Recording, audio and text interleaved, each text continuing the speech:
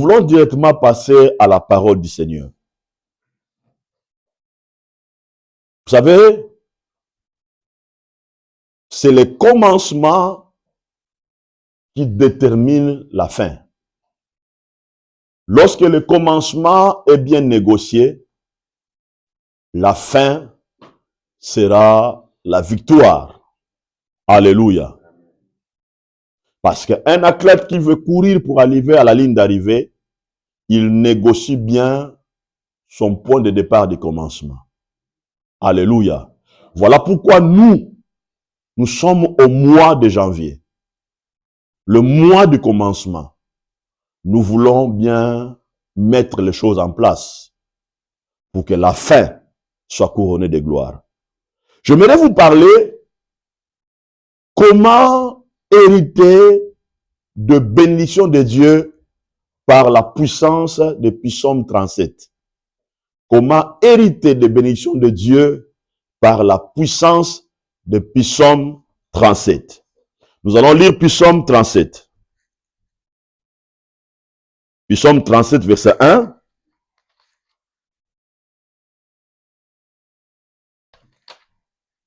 Jusqu'au verset 40. Amen. Psaume 37. La lecture sera longue, mais c'est pour notre bien, parce que la Bible déclare que ce livre de la loi ne s'éloigne pas de ta bouche. Amen. Tu dois le méditer jour et nuit. Quand nous sommes dans la présence de Dieu, la lecture de la parole de Dieu est quelque chose de fondamental et de très important. Je lis la parole du Seigneur. Psaume de David. Ne t'irrite pas contre les méchants. N'envie pas ceux qui font le mal, car ils sont fauchés aussi vite que l'herbe. Et ils se frétissent comme les gazons verts. Confie-toi à l'Éternel et pratiquez le bien. Aie le pays pour demeure et la fidélité pour parture. Fais de l'Éternel tes délices. Il te donnera ce que ton cœur désire. Recommande ton sort à l'Éternel, mets en lui ta confiance et il agira. Il fera paraître ta justice comme la lumière et ton droit comme le soleil à son midi. Garde le silence devant l'Éternel. Espère en lui. Ne t'irrite pas contre celui qui résiste dans ses voies, contre l'homme qui vient à bout de ses mauvais desseins. Laissez la colère abandonner la fureur. Ne t'irrite pas. Ça serait mal faire, car les méchants seront retranchés. Et ceux qui espèrent à l'Éternel posséderont le pays. Encore un peu de temps, le méchant n'est plus. Tu regardes le lieu où il était et il a disparu. Le misérable possède le pays et il jouit abondamment de la paix. Le méchant forme des projets contre les justes. Il graisse des dents contre lui. Le Seigneur se rit du méchant car il voit que son jour arrive. Les méchants tirent les glaives. Ils bandent leur arc pour faire tomber le malheureux et indigent pour égorger ceux dont la voie est droite. Leur grève entre leurs mains, leur grève entre leurs propres cœurs et leur arc se brise. Mieux vaut le peu de juste que l'abondance de beaucoup de méchants, car le bras des méchants seront brisés. Mais l'Éternel soutient le juste. L'Éternel connaît les jours des hommes intègres et leur héritage dira jamais. Ils se sont pas confondus au temps du malheur et ils sont rassasiés au jour de la famine. Mais le méchant périsse et les ennemis de l'Éternel comme le plus beau pâturage. Ils s'évanouissent en fumée. Le méchant emprunte et il ne rend pas. Le juste est compatissant et il donne. Car ceux que bénit l'Éternel possèdent le pays. Et ceux qu'il maudit sont retranchés. L'Éternel affirme affirme le bras de l'homme et il prend plaisir à ses voies. S'il tombe, il n'est pas terrassé, car l'Éternel lui prend la main. J'étais juste et je vieillis, et je n'ai point vu le juste abandonné, ni sa postérité mendiant son pain. Toujours il est compatissant, il est prêt, et sa postérité est bénie. Détourne-toi du mal et fais le bien. Possède à jamais ta demeure, car l'Éternel aime la justice et n'abandonne pas ses fidèles. Ils sont toujours sous ses gardes, mais la postérité des méchants est retranchée. Les justes posséderont le pays et ils demeureront à jamais. La bouche des justes annonce la sagesse. Sa langue proclame la justice. La loi de son Dieu est dans son cœur. Ses pas ne chancellent point. Le méchant épie le juste. Il cherche à le faire mourir. L'Éternel ne laisse pas entre ses mains et il ne le condamne pas quand il est en jugement. Espérez à l'Éternel garder sa voie et il te lèvera pour que tu possèdes le pays. Tu verras le méchant retranché. Je vis le méchant dans toute sa puissance. Il s'attendait comme un arbre verdoyant. Il s'étendait, comme un arbre verdoyant. Il passe et voici, il ne plie. Je le cherche et il ne se trouve plus. Observez celui qui est intègre. Regardez celui qui est droit, car il y a une postérité pour l'homme de paix. Mais les rebelles sont tous anéantis. La postérité des méchants est retranchée. Le salut des justes vient de l'Éternel. Il est leur protecteur au temps de la détresse. L'Éternel secourt et les délivre. Il les délivre des méchants et les sauve parce qu'ils cherchent en lui leur refuge. Ainsi dit la parole du Seigneur. Alléluia. Regardez, lorsque Dieu a délivré le peuple Israël d'esclavagisme, lorsque le peuple a pris le chemin du désert vers la terre promise, la première chose que Dieu va donner au peuple, c'est la connaissance. Alléluia. La première chose que Dieu va donner au peuple, c'est la connaissance. Il leur donna le 10 commandements. Le 10 commandements représentent le principe, les commandements et les préceptes. Parce que Dieu sait, tu ne peux jamais réussir dans la vie si tu ne possèdes pas la connaissance. La connaissance est la clé qui t'éclaire, qui te fait sortir de l'ignorance, qui t'éclaire à posséder des bases nécessaires pour réussir et progresser dans la vie. Vous savez, je pense que le diable va essayer de tromper beaucoup de gens en mettant dans leur tête cette ignorance que le livre des psaumes, c'est comme un livre de chant. C'est comme un livre, quand tu lis ça, tu tires des poèmes pour chanter. Non. Le livre des psaumes contient des clés puissantes pour posséder ton héritage en Christ, pour posséder ton héritage en Dieu. Celui qui a écrit le livre des psaumes, c'est un homme puissant. C'est un homme de la référence jusque dans notre temps. C'est le roi David. On a vu le roi David prospérer. On a vu le roi David acquérir des richesses. On a vu le roi David diriger un leadership puissant. Jusqu'aujourd'hui, si vous allez en Israël, moi je n'ai pas encore mis mes pieds en Israël. Un jour, c'est mon souhait d'y aller visiter. Mais lorsqu'on suit des documentaires, on voit qu'en Israël, le nom de David est célébré. Lorsque vous allez en Israël, il y a des entreprises au nom de David. il y a des hôtels au nom de David. Il y a des restaurants au nom de David. Il y a beaucoup de choses au nom de David. Parce que David, il est la référence. Il est le modèle de la réussite pour le peuple Israël. Alléluia. Regarde, il y a des secrets que le roi David nous révèle ici. Premièrement, il dit, ne t'irrite pas contre le méchant. N'envie pas ceux qui font le mal, car ils sont fauchés aussi vite que l'herbe. Et il se fait triste comme les gazons verts. Alléluia. Dans ce monde, il y a deux voies. Il y a le chemin de juste et il y a le chemin de méchant. Les méchants sont des gens qui ne connaissent pas Dieu. Alléluia. Les méchants sont des voies, sont des gens, ou des hommes qui ont choisi leur chemin.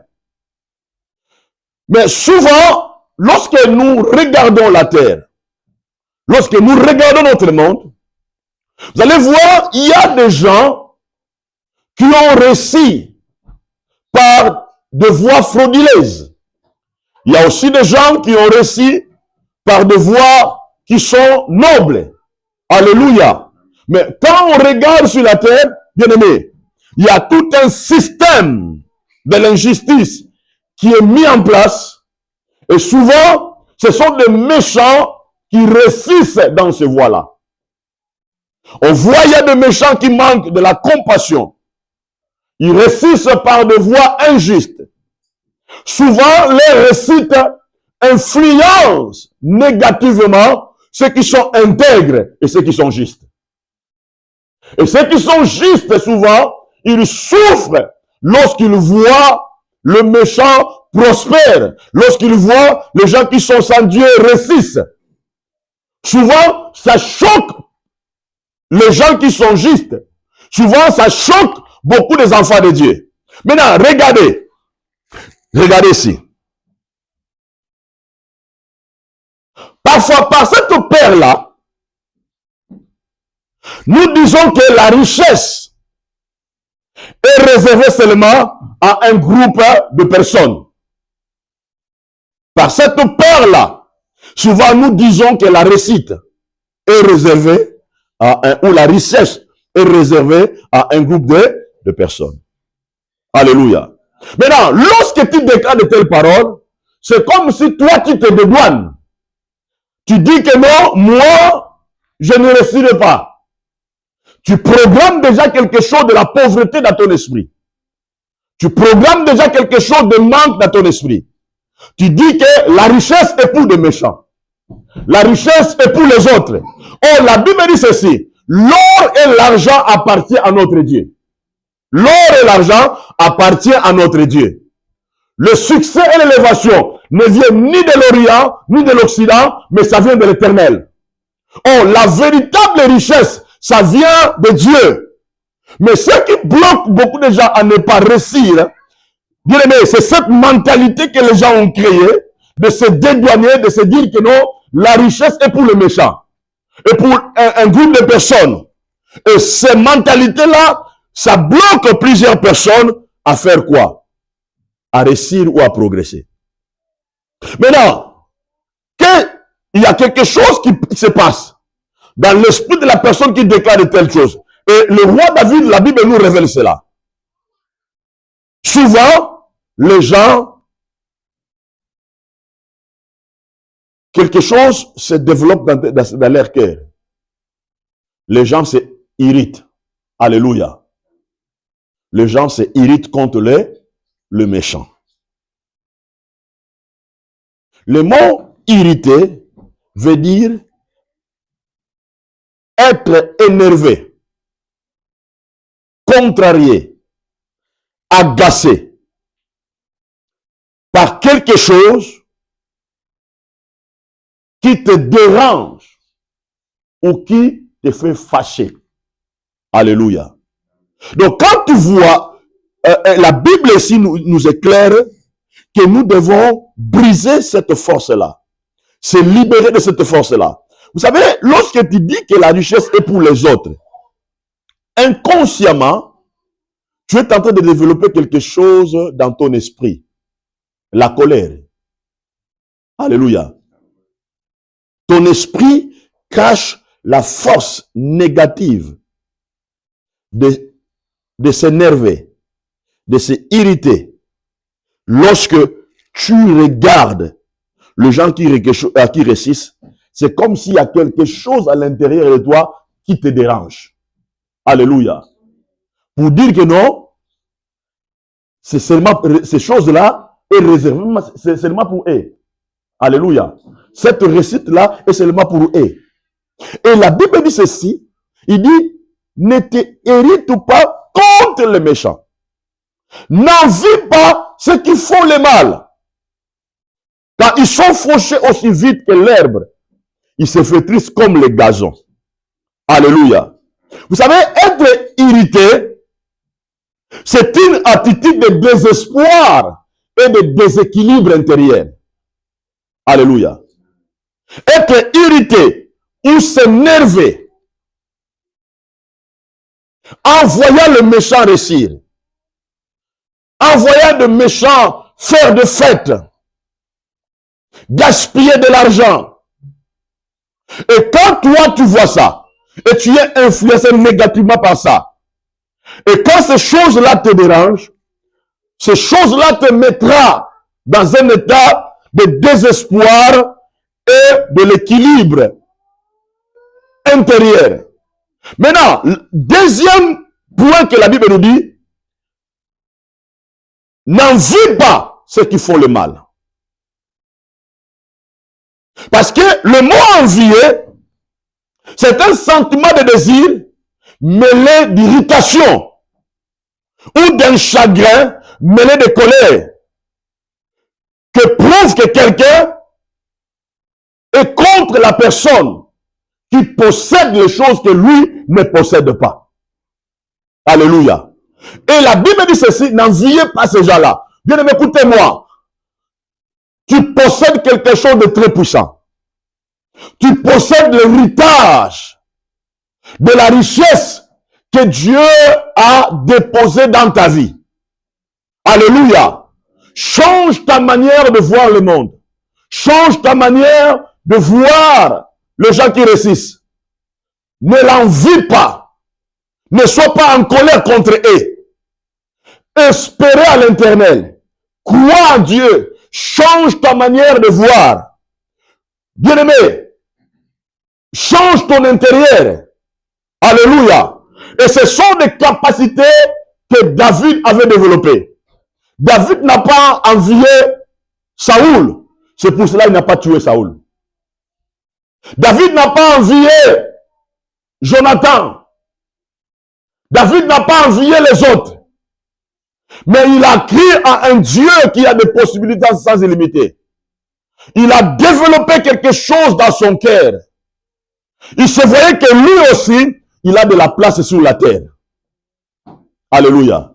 La richesse aussi que Dieu a mis sur la terre est pour lui. Bien-aimé, tu dois croire que la richesse que Dieu a mis sur la terre est pour toi. Alléluia. Tu dois croire que la richesse que Dieu a mis sur la terre est pour toi. Parce que lorsque vous vous irritez contre le méchant, contre les gens qui réussissent, lorsque vous enviez, vous allez devenir critique face à ces gens-là. Vous allez commencer à dire, ah, regarde comment ils gaspillent leur argent. Regarde comment ils font. Regarde comment ils font. Regarde comment ils font. Tu deviens critique envers eux. Alléluia. Et tu deviens déçu de la vie. Et tu vas te sentir que le monde est rempli de l'injustice. Alléluia. Or, Dieu t'a établi sur la terre pour que toi aussi tu puisses réussir. Alléluia. J'aime un adage qui dit, nous n'étions pas venus dans le monde pour accompagner les gens. Alléluia. Tu étais venu dans le monde parce que Dieu avait trouvé que tu as une place sur la terre. Tu as une place pour réussir sur la terre. Bien aimé, change ta manière de voir les gens qui réussissent. Commence à te regarder. Toi avec Dieu, toi aussi tu as de la place dans ce monde. Et toi aussi tu peux réussir. Toi aussi tu peux progresser. cessez d'envier ces gens-là. Bien aimé, toi, lorsque tu vois qu'il y a des difficultés, commence à célébrer. Commence à dire que Dieu est capable. Dieu est le Tout-Puissant. Dieu détient toutes choses. Et quand vous déclarez de telles choses, vos pensées seront débloquées à la richesse. Alléluia. Il y aura des mires qui vont tomber dans tes pensées. Et la bénédiction de l'Éternel va commencer à couler dans ta vie. Regarde le deuxième secret. Verset 3. La Bible déclare, confie-toi à l'Éternel, pratiquez le bien, et le pays pour demeure, et la fidélité pour pâture. Regardez. Dieu place chaque chose dans son contexte. Il dit maintenant, confie-toi à l'Éternel. Confie-toi à l'Éternel. Confie-toi veut dire, se remettre complètement à Dieu, qui a une puissance qui transforme, qui change les choses par sa puissance illimitée. Alléluia. Quand tu vois, bien aimé, les méchants réussissent. Ils ont créé leur monde.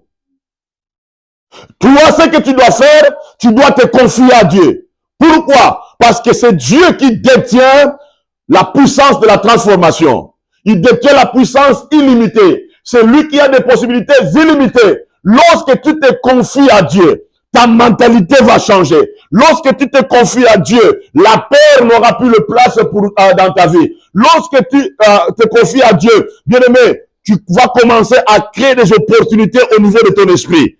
Tu diras que moi aussi j'ai de la place. Moi aussi des portes sont ouvertes pour moi. Moi aussi je réussirai. Moi aussi je prospérerai. Bien aimé, il est important, indispensable de se confier à Dieu. Alléluia. Il est important de se confier à Dieu. Confie-toi à l'Éternel. Confie-toi à l'Éternel. Même si ton travail ne se ressemble pas à leur travail, même si ton salaire ne se ressemble pas à leur salaire, mais confie-toi à l'Éternel, parce que la Bible déclare, tout travail procure l'abondance. Même avec le peu que tu gagnes, si tu te confies à Dieu, Dieu est capable de bénir ton salaire. Dieu est capable de bénir ce que tu touches. Dieu est capable de t'ouvrir des portes. Dieu est capable. Tu dois te confier. Chaque jour quand tu te réveilles le matin, dis Seigneur, je me confie à toi. Je me confie à toi. Je me confie à toi. Je crois que tout est possible. Je crois que je réussirai. Je crois que je prospérerai. Bien aimé, commencez à prophétiser. Commencez à se confier totalement à Dieu. Lorsque tu te confies à Dieu, en réalité, tu es en train de se confier au royaume de Dieu qui est invisible. Alléluia. Et quand tu te confies dans ce royaume-là, en réalité, tu es en train de bâtir des structures dans le monde invisible. Et quand tu te confies à Dieu, non au système des hommes, bien-aimé, Dieu va t'ouvrir les ciels. Et Dieu va commencer à créer des opportunités dans ta vie sous la terre. Pourquoi? Parce que tu te confies à lui. Parce que tu te confies à lui. Parce que tu te confies à lui. Bien-aimé, je n'ai pas Bill Gates, mais j'ai Dieu. Je n'ai pas Elon Musk, mais j'ai Dieu. Alléluia. Je n'ai pas de roi de ce monde, mais j'ai un Dieu tout-puissant. Le Dieu est capable. Confie-toi à lui. Confie-toi à lui. Deuxième chose, la Bible déclare, pratiquez le bien. Pratiquez le bien. Bien aimé, pratiquer le bien, ça crée des richesses dans notre vie. Ça nous ouvre des portes de bénédiction. Ça nous ouvre des portes de la richesse. Pratiquez le bien. Pratiquez le bien. Alléluia. Souvent, les gens qui pratiquent le bien arrivent toujours à obtenir le résultat positif. Alléluia. Parce que lorsque tu pratiques le bien, en réalité, tu es en train d'investir dans le royaume de Dieu ou dans le banque de Dieu. Alléluia. Quand tu pratiques le bien ici sur la terre, le monde spirituel voit. Dieu, il le voit. Et chaque bien que tu pratiques, c'est comme une semence que tu es en train de semer sur la terre. Parce que une semence se germe par la puissance de la loi de la récolte. Quand tu sèmes quelque chose sur la terre, alléluia, la loi de la récolte sera activée dans la semence dont tu as semé. C'est pour cela, premier bien que tu vas pratiquer, c'est le bien de la dîme. Lorsque tu reçois ton salaire, tu dis l'Éternel est mon berger, je ne manquerai de rien. Tu montres au monde spirituel que je n'ai pas l'esprit de la pauvreté. Je n'ai pas l'esprit de la manque. Que l'Éternel est mon berger, je ne manquerai de rien. Quand tu déclares ça et que tu prends ton 10%, tu donnes à Dieu, tu montres au monde du ténèbre, au monde spirituel, que je n'ai pas un esprit de manque. Que je me confie à mon Dieu qui a des possibilités limitées. Et que ce Dieu-là est capable de faire quoi? De me bénir. Et quand tu le fais, bien-aimé, tu es en train de pratiquer le bien et tu actives à l'intérieur la puissance de la loi de la récolte. Alléluia. Si vous allez en Israël, dans les 12 tribus d'Israël, jusqu'à maintenant, chaque peuple juif, lorsqu'il touche leur salaire, la première chose dont il fait, il déclare cette parole. L'Éternel est mon berger. Il fait référence à leur père David, que Dieu a béni. Il dit, l'Éternel est mon berger, je ne manque de rien. Chaque juif dit bien. Qu'est-ce qu'ils font? Ils enlèvent leur 10% de dîmes, ils donnent à Dieu pour montrer que c'est Dieu qui bénit. Pour déclarer que le Dieu qui avait béni notre père Abraham par les dîmes, ce Dieu-là est capable de faire quoi? De nous bénir. Pratiquez le bien. C'est quelque chose de très important. Deuxième chose, pratiquer le bien, c'est investir ton temps dans les choses importantes. Première chose, investir ton temps dans les choses spirituelles. Alléluia. Investis ton temps dans tes prières, investis ton temps dans la méditation, investir ton temps dans le programme de l'église. Vous comprenez? Déjà, lorsqu'on est dimanche, à 6 heures, tu dois être déjà prêt. Tu pratiques le bien, tu investis ton temps. Lorsque Dieu au ciel, il voit la disposition que tu mets en place, le ciel aussi va mettre la disposition spirituelle pour toi. Est-ce que vous comprenez? Le ciel aussi va mettre des dispositions spirituelles pour toi. Parce que lorsque tu pratiques le bien pour le royaume, bien aimé, le ciel sera ouvert pour toi. La bénédiction de l'Éternel va couler sur toi. C'est pour cela, regardez dans la vie de David, David a pratiqué que le bien. A pratiqué que le bien. Si tu arrives à pratiquer le bien, bien aimé, tu verras la bénédiction de l'Éternel sera coulée dans ta vie. Les choses vont commencer à se débloquer. Alléluia. Troisième chose, pratiquer le bien pour ton frère et pour ta sœur. Pratiquer le bien. Lorsque tu pratiques le bien pour ton frère et ta sœur, n'attends pas que lui aussi puisse te faire le bien en retour. Non. Celui qui va te rendre en retour, c'est Dieu. Toi, fais quoi? Pratiquez le bien. Soyez disponible pour ton frère.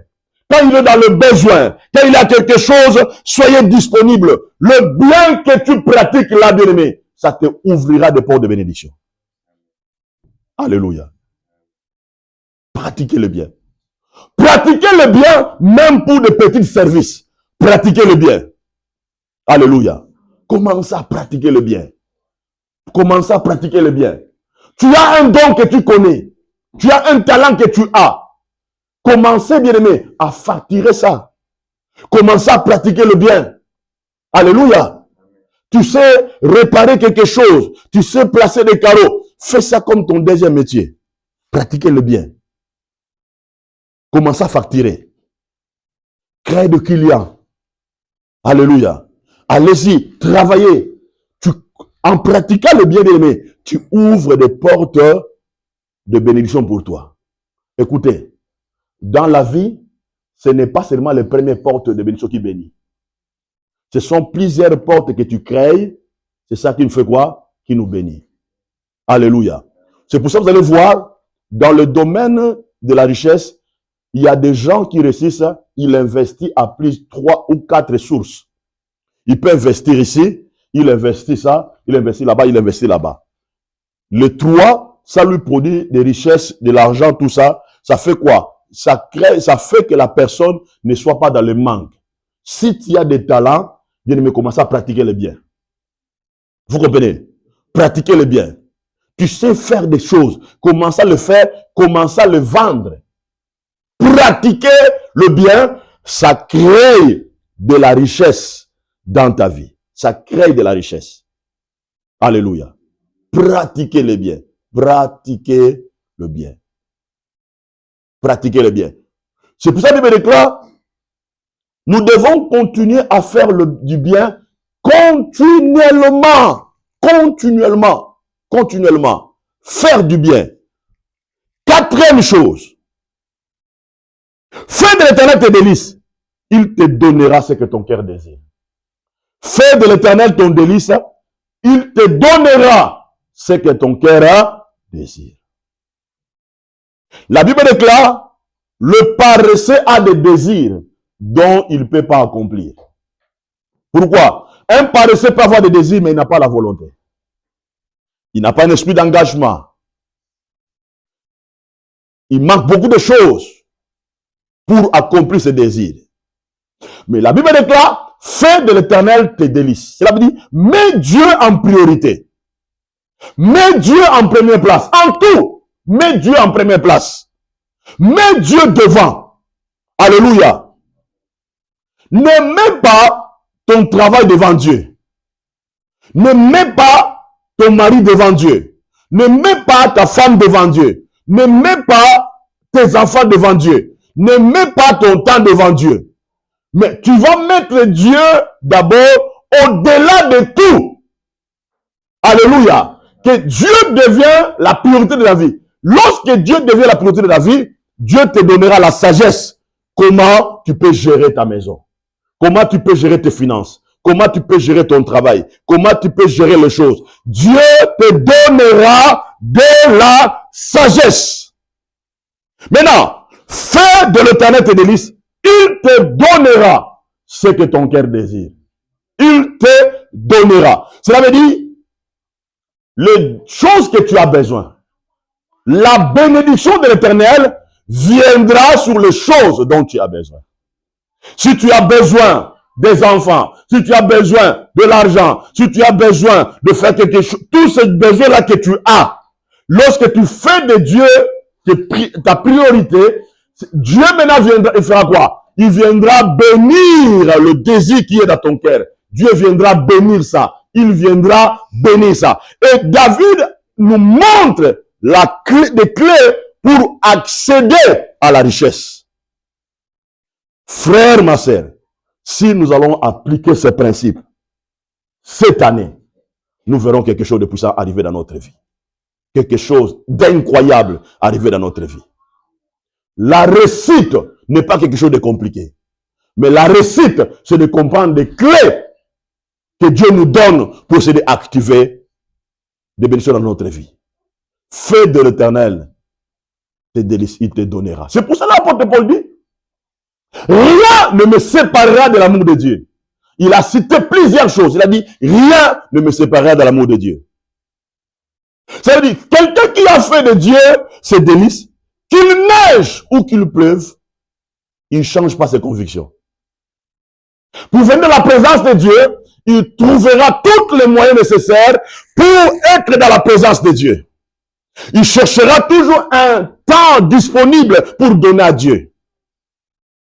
Alléluia. Parce que le fait de l'Éternel, c'est délice. Regardez, il y a un homme qui était malade depuis 38 ans. Il a fait de l'Éternel ses délices dans le temple pendant combien? Pendant 38 ans. Il n'a pas quitté le temple. La Bible déclare, mieux vaut un jour dans la présence de Dieu que 1000 ans ailleurs. Bien-aimé, ne quittez pas le temple de Dieu. Ne quittez pas la présence de Dieu. Tu peux être malade. Tu peux avoir des fatigues. Tu peux, bien-aimé, soyez dans la présence de Dieu. Fais de Dieu te délice. Soyez là. Et quand Dieu voit cette motivation intérieure, cette intégrité intérieure, parce que Dieu nous regarde non à travers notre physique, mais Dieu nous regarde à travers l'intérieur. Vous comprenez? Et quand Dieu regarde ton intérieur, il voit tout ce que tu as bâti là pour lui. Et qu'est-ce que Dieu va faire? Dieu va libérer la bénédiction. Alléluia. Et Dieu va commencer, même pas tout de suite, hein, il va commencer à donner un à un. Amen. Le désir que tu avais de quelque chose, il te donne ça. Demain après-demain, il te donne ça. Demain après-demain, il te donne ça. Demain après-demain, Dieu fait quoi? Il te donne. Alléluia. Cinquième chose, recommander ton sort à l'Éternel, mais en lui en confiance, il agira. Il fera paraître ta justice comme la lumière, ton droit comme le soleil à son midi. Recommander ton sort à l'Éternel, mais en lui en confiance. Frère, ma sœur, dans la vie de David, David a vécu une vie de projet. David nous montre que tu ne peux jamais réussir sur la terre si tu es un homme sans projet. Alléluia. Beaucoup de gens échouent, ne vivent pas la bénédiction et la prospérité parce qu'ils vivent sur la terre sans projet. Or, quelqu'un qui vit sans projet, c'est quelqu'un qui est vide. C'est quelqu'un qui est vide. Et la Bible déclare, recommande ton projet à l'Éternel et l'Éternel agira. La clé de la réussite de ta vie est construite par le projet que tu fais. J'aimerais qu'aujourd'hui, bien aimé, nous sommes au mois de janvier. Commencez à faire des projets. Dieu a besoin de tes projets. Même si tu n'as rien, le projet ne se construit pas avec l'argent. Quand la Bible parle ici, il ne parle pas de l'argent. Il parle de construire le projet. Le projet se construit où? Le projet, ça se construit au niveau de l'esprit. Alléluia. Dieu lui-même, c'est un Dieu de projet. Dieu, lorsqu'il regardait Noé, Dieu avait déjà un projet de bateau pour Noé. Est-ce que Dieu a donné à Noé l'argent? Non. Lorsque Dieu voyait Moïse, Dieu voyait le tabernacle. Il avait un projet de tabernacle. Notre Dieu, c'est un Dieu de projet. Le tabernacle était où? Était dans la pensée de Dieu. Était dans l'esprit de Dieu. Que le projet doit être dans ton esprit. Le projet doit être dans ton esprit. Tu dois bâtir des projets. Même si tu n'as rien, construis le projet. Rentre à la maison. Bien aimé, commence à construire des projets. Dis, écoutez, moi, cette année, j'aimerais acheter 4 terrains à Douala. J'aimerais acheter 4 terrains au Congo. Je voulais acheter 4 terrains en Angola. Je voulais construire des maisons. Je veux construire des appartements à TD. Alléluia. Je vais bâtir ça. Je vais faire ça. Je vais faire ça. Je vais faire ça. Je vais faire ça. Commencez à mettre des projets. Il y a un rapport qui a montré tous les enfants d'Israël, la majorité, les Juifs, lorsqu'ils arrivent dans un pays, ils n'arrivent pas avec l'argent. Quand ils arrivent dans un pays, la première chose dont ils construisent un projet. Alléluia. Ils construisent un projet. Ils construisent des projets. Quand vous allez à l'inverse, c'est eux qui contrôlent l'inverse. C'est eux qui contrôlent. Pourquoi? Parce que lorsqu'ils arrivent quelque part, ils sont les enfants d'Abraham. Oh, la Bible déclare, nous sommes les enfants d'Abraham par la foi. Nous sommes les enfants d'Abraham par la foi. Mais eux, ils ont compris. C'est pour cela, bien aimé, je m'investis ma vie dans la méditation de la parole pour comprendre les codes que Dieu a mis dans la parole, les secrets que Dieu a mis dans la parole. Et c'est ça que je suis en train de te révéler. Bien aimé, ayez une vie de projet. Alléluia.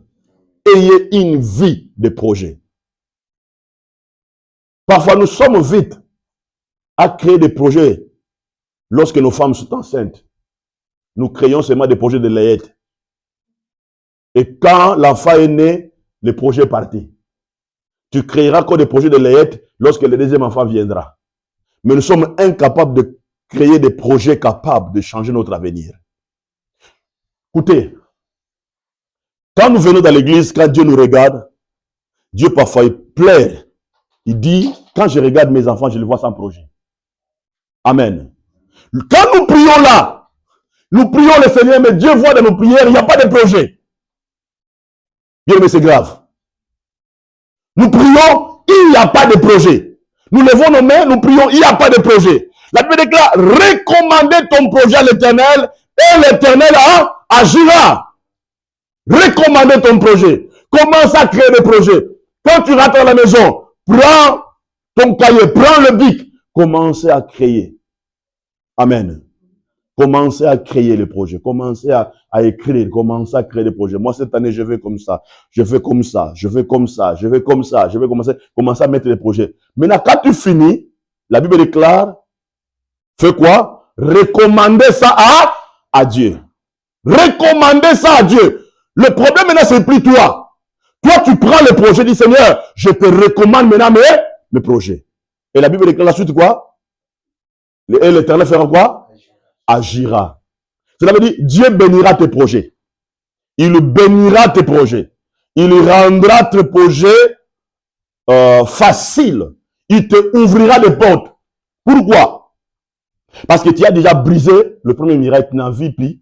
Tu n'en vis plus le méchant. Tu ne hérites plus. Tu te confies à lui. Tu pratiques le bien. Tu as fait des tes délices. Maintenant, tu arrives tu as déjà accompli tout ça. Maintenant, c'est quoi? Tu recommandes maintenant tes projets à l'Éternel. Et l'Éternel, comment va faire quoi? Il va commencer à bénir tes projets. Il va commencer à bénir tes projets. Tu seras surpris. Tu avais un projet, bon Dieu te ouvre des portes quelque part.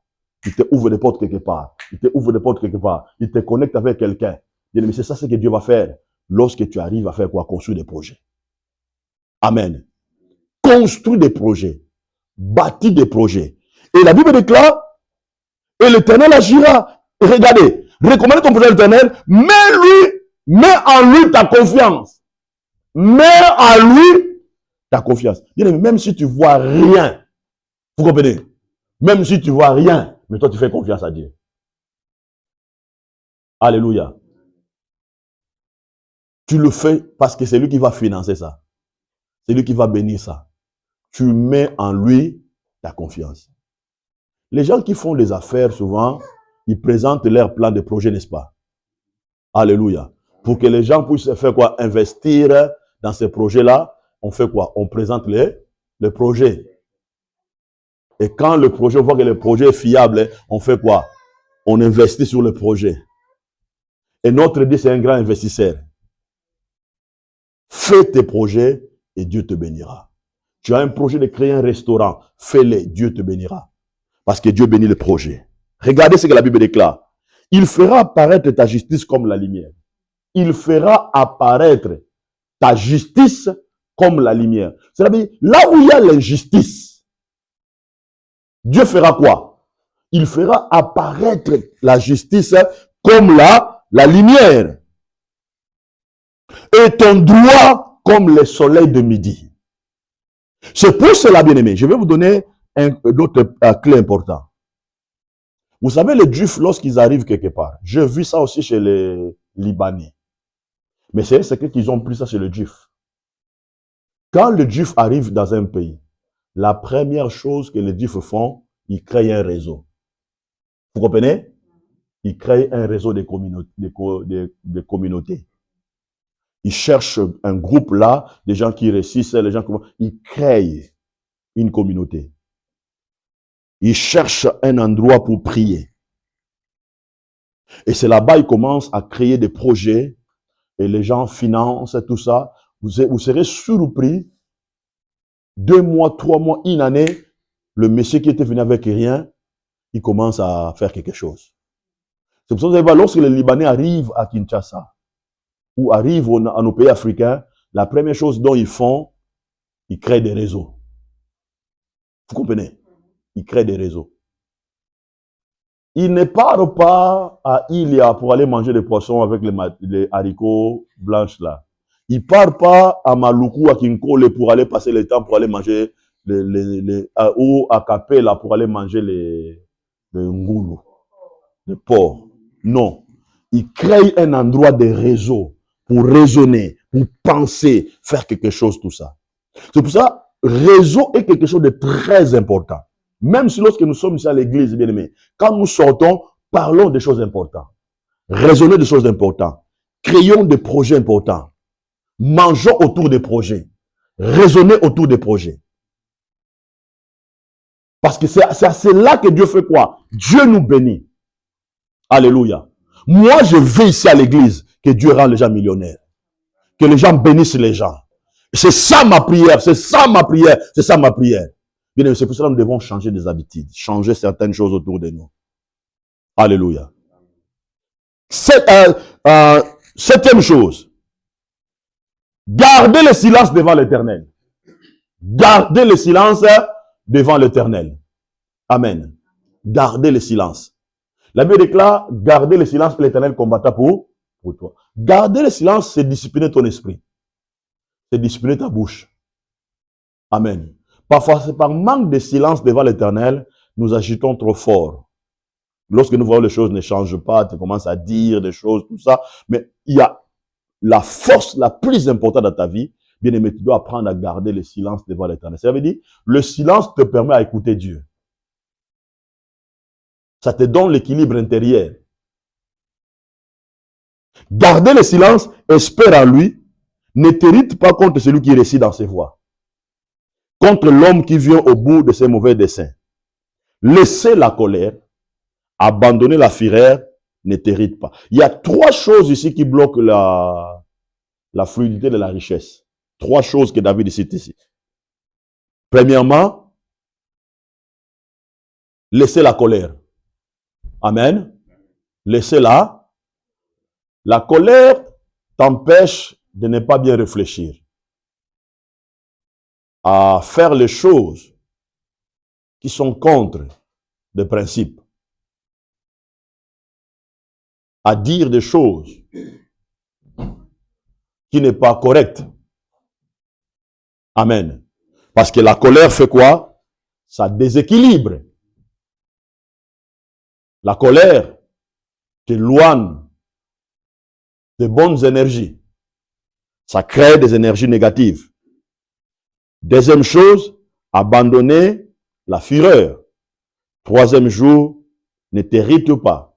Parce que quand tu t'irrites, bien aimé, ça crée, comme je vais dire, ça crée des envies contraires à la volonté de Dieu. Tu peux créer de la jalousie à l'intérieur et ce n'est pas bon. Et la Bible déclare, qu'est-ce que la Bible déclare? Ce serait mal, hein?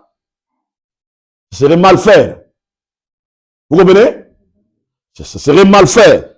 Et quand on nous dit de telles choses comme ça, on doit prendre ça au sérieux. Car les méchants seront retranchés. Maintenant, écoutez. Les méchants seront retranchés. Ne te focalise pas par les gens qui te font du mal. Vous comprenez? Parfois, nous n'arrivons pas à avancer dans la vie parce qu'on a peur des gens. Ah, ils vont nous faire du mal, on va nous bouffer, tout ça. Voilà, si je fais ça dans ma famille, si ils arrivent à connaître ça, ils vont me faire le mal, ils vont me combattre, tout ça. Moi, je peux pas faire ça. Bien aimé, tu t'éloignes de tes bénédictions. Toi fait, toi accompli. Qu'est-ce que Dieu va faire? Il dit, car les méchants seront retranchés. Et ceux qui espèrent à l'Éternel posséderont le pays. Ceux qui espèrent à l'Éternel posséderont le pays. On dit ça dans le présent, dans le futur. Il y a tout un processus. Ceux qui espèrent à l'Éternel, cela veut dire, tu espères à l'Éternel aujourd'hui, demain, après-demain, 10 ans après, 20 ans après, 5 ans après, 4 ans après, tu continues à espérer à l'Éternel. Et quand tu continues à espérer à l'Éternel, tu fais à Dieu ta confiance, tu mets en Dieu ta confiance, tout ça, bien-aimé, tu arriveras à posséder le pays. Parce que posséder le pays, c'est pas quelque chose de facile. Mais quand tu continues à espérer à l'Éternel, qu'est-ce que Dieu va faire? Dieu va t'aider à posséder le pays. Et je profite ce matin, toi tu dois posséder le pays. La Bible déclare, encore un peu de temps, le méchant n'est plus. Tu regardes le lieu où il était, il a disparu. Ça, ce sont les promesses que Dieu te donne. Il dit, le misérable possède le pays. Il jouisse abondamment de la paix. Alléluia. Le misérable possède le pays. Et même si tu n'as rien, mais quand tu espères à l'Éternel, tu vas posséder le pays. Dieu te donnera des capacités. Il te donnera des moyens spirituels. Dieu te ouvrira des portes. Il dit, il jouisse abondamment de paix. Alléluia. Verset 12. Le méchant forme des projets contre le juste. Le méchant forme des projets contre le juste. Le juste, c'est qui? Ce sont des hommes de foi. Et dans les hommes, on voit des femmes et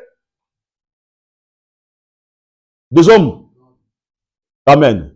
Parce que selon bibliquement, lorsqu'on parle des hommes, on voit les femmes dedans et on voit aussi des hommes dedans. Alléluia. Le méchant forme des projets contre le juste. Il graisse les dents contre lui. Le Seigneur se rit du méchant. Car il voit que son jour arrive. Voilà le moyen que Dieu met pour toi. Pour combattre pour toi. Pour te défendre. Afin que tu puisses arriver à la réussite. Ou à l'abondance que Dieu a fait pour toi. 14. Le méchant tire des glaives. Ils bandent leur arc pour faire tomber le malheureux, l'indigent, pour égorger ceux dont la voie est droite. Leur grève entre leur propre cœur, leur arc se brise. Mieux vaut le paix des justes que l'abondance de beaucoup de méchants. Je pars rapidement pour aller terminer. L'Éternel connaît les jours des hommes intègres. L'Éternel connaît les jours des hommes intègres. Mais quand tu es intègre devant Dieu, l'abondance sera activée. Et Dieu connaîtra tes jours sur la terre. Être intègre, cela veut dire, quand je dis à Papa Béni, je le ferai. Comprenez? Quand je fais les affaires avec quelqu'un, je lui promets que je vais faire quelque chose, je dois le faire. C'est ça l'intégrité. C'est ça l'intégrité. Quand je fais un vœu, un engagement, je vais le faire, je le ferai. C'est ça l'intégrité. Parce que l'intégrité est la clé qui ouvre les portes de l'abondance, les portes de la bénédiction. Les gens qui résistent dans les affaires, sont les gens qui sont intègres. Alléluia. Parce que dans l'intégrité, il n'y a pas de vol. Dans l'intégrité, il n'y a pas de la discrimination. Dans l'intégrité, lorsque quelqu'un, dans l'intégrité, il y a cet principe qui se met en place, le principe de confiance. Cela veut dire, je te fais confiance, tu me fais confiance. C'est ça le principe de l'intégrité. Et lorsque tu établis le principe de l'intégrité dans ta vie bien-aimée, tu verras quelque chose de miracle révéler dans ta vie. Amen. Cela veut dire, Dieu, tous mes jours de ma vie, je commencerai à venir dans ta présence, à donner mes dîmes, à faire ça, à faire ça. Cela veut dire, j'engage un principe d'alliance avec Dieu. Et à chaque fois que je le fais, regarde ce qui va se passer. L'Éternel connaît les jours des hommes intègres. Et leur héritage dira à jamais. Et leur héritage dire à jamais. Leur héritage dire à jamais. Ils ne sont pas confondus au temps de malheur. Ils ne sont pas confondus au temps de malheur. Bien aimé, écoutez-moi. Si tu mets tous ces principes-ci en place, même si lorsque le malheur peut venir, le diable peut combattre tes affaires, mais Dieu ne permettra jamais que tu sois en confusion. Dieu fera toujours possible pour faire quelque chose de glorieux, de puissant dans ta vie. Parce que la Bible déclare, désormais, mon peuple ne sera plus dans la confusion. Alléluia. Ils se sont rassasiés au jour de la famine, mais les méchants périssent. Les ennemis de l'Éternel, comme le plus beau pâturage, ils s'évanouissent en fumée. Le méchant emprunte et il ne rend pas. Le juste est compatissant et il donne. voyez, les méchants sont comment? Le méchant, il emprunte, mais il ne rend pas. Vous comprenez? Ça fait quoi? Ça bloque la bénédiction. Mais la Bible déclare, le juste, ce sont des hommes de foi, des femmes de foi. Ils sont compatissants. Ils ont cette cœur-là d'amour. L'amour pour l'œuvre de Dieu. L'amour pour le travail de Dieu. L'amour pour les autres. Quand il fait des choses, il les fait avec bonté. Ils ont cette cœur-là. Ils sont compatissants, compatissants, compatissants, compatissants. Amen. Il se soucie, il se préoccupe de l'œuvre de Dieu. Il se préoccupe de son frère, il se préoccupe de tout ça. La Bible déclare, le juste est compatissant, il donne. Et il donne. Et il fait quoi? Il donne. Il donne son temps pour l'église. Il donne son temps pour son frère. Il donne son temps pour l'œuvre de Dieu. Il donne son argent pour l'œuvre de Dieu. Il donne sa dîme pour l'œuvre de Dieu. Il donne pour les pauvres. Il donne pour les orphelins. Vous comprenez? Et quand tu fais ça, bien-aimé, tu investis dans le royaume de Dieu. Tu investis dans le royaume de Dieu. Tu investis dans le royaume de Dieu. Tu investis dans le royaume de Dieu. Amen. Cela veut dire, bien-aimé, quand tu es compatissant, tu peux avoir 3 sources de moyens, 3 sources de revenus. Dans ces 3 sources de revenus, tu vas commencer à tirer tes dîmes. Vous comprenez? Tu tires tes dîmes ici, tu tires tes dîmes ici, tu tires tes dîmes ici. Tu fais quoi? Tu mets tout ensemble, tu fais quoi? C'est ça, on appelle ça les dîmes de tout. C'est ça qu'Abraham a fait. Alléluia. Nous, dans notre maison, on le fait. On le fait. Chaque revenu, nous tirons nos dîmes. Amen. Je tire les dîmes dans mes impôts, de mes péquites de vacances. Nous tirons les dîmes en tout dans notre maison. Nous tirons tout. Même dans les allocations, nous tirons nos dîmes, tout. Pourquoi? Parce que nous voulons être justes devant Dieu. Parce que j'ai bien aimé, David nous révèle le principe puissant pour être béni. Alléluia.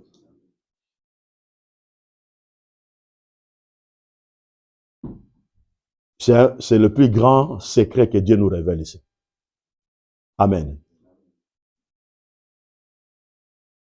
C'est le plus grand secret que Dieu nous révèle ici. C'est le plus grand secret.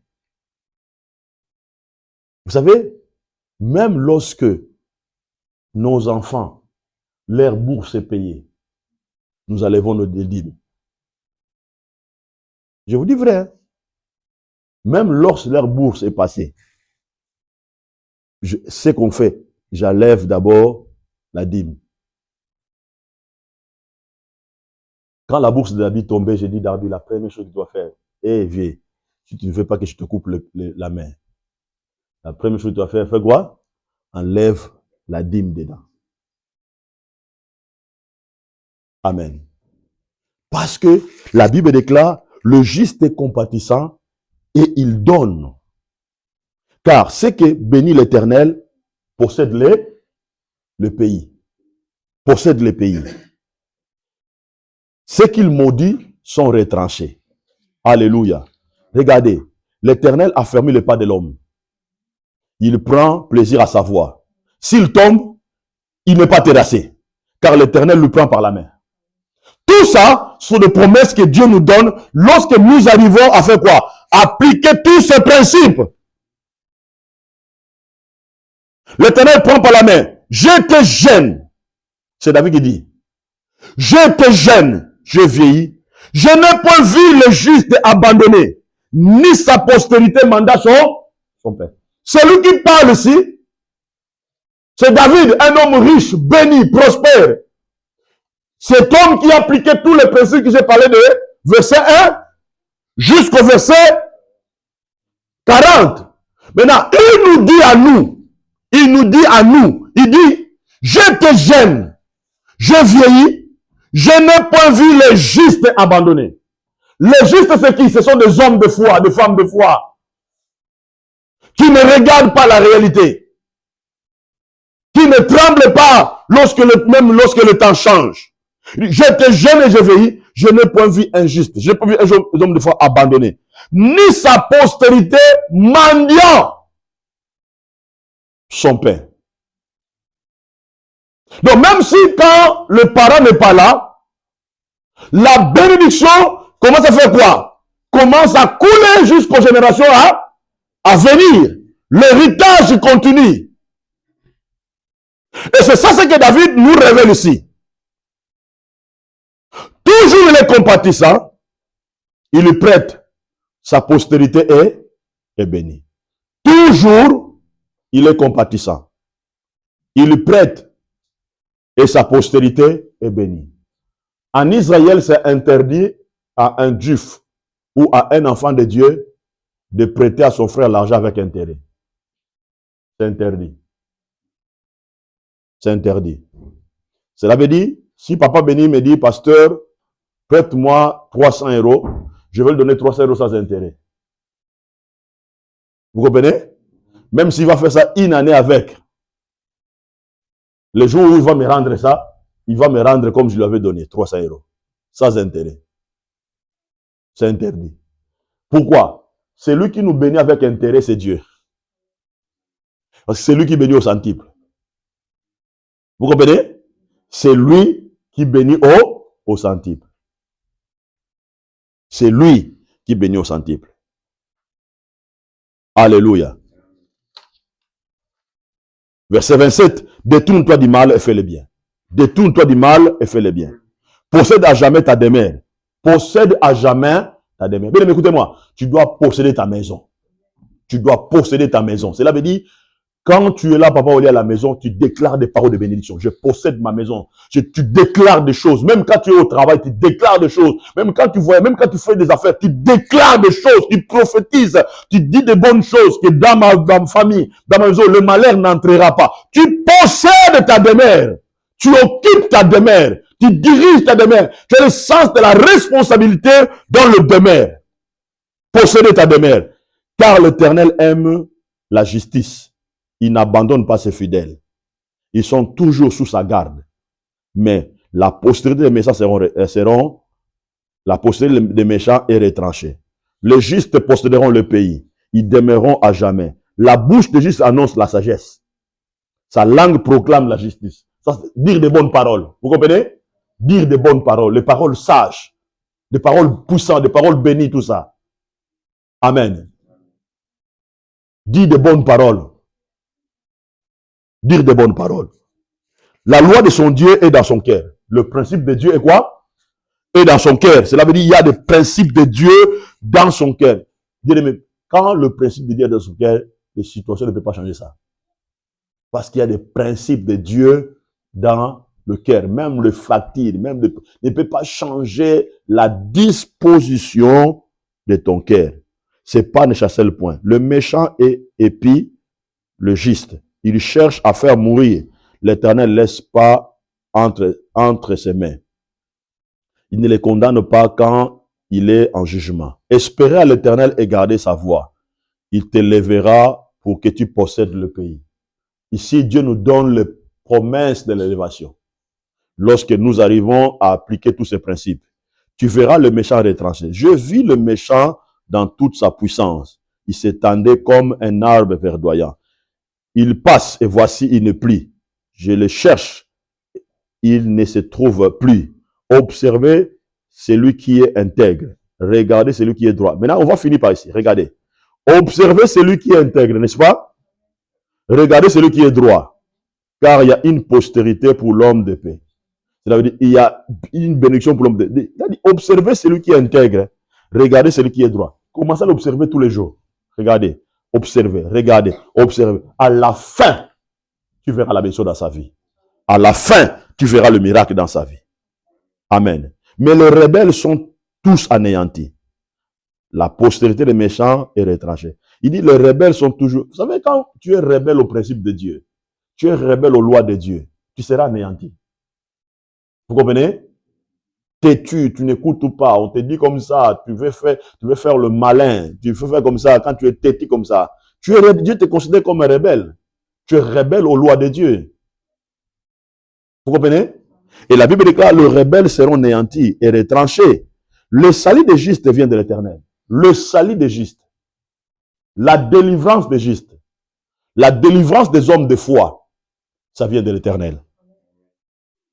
Il est leur protecteur au temps de la détresse. L'Éternel les secourt et les délivre. Oh, ça c'est une belle promesse. Il les délivre des méchants et les sauve parce qu'ils cherchent en lui leur refuge. Quelle parole pour ça? Parce qu'il fait quoi? Parce qu'ils cherchent en Dieu leur refuge. Je vous donne un devoir. Pendant toute la semaine, ne lis pas autre verset.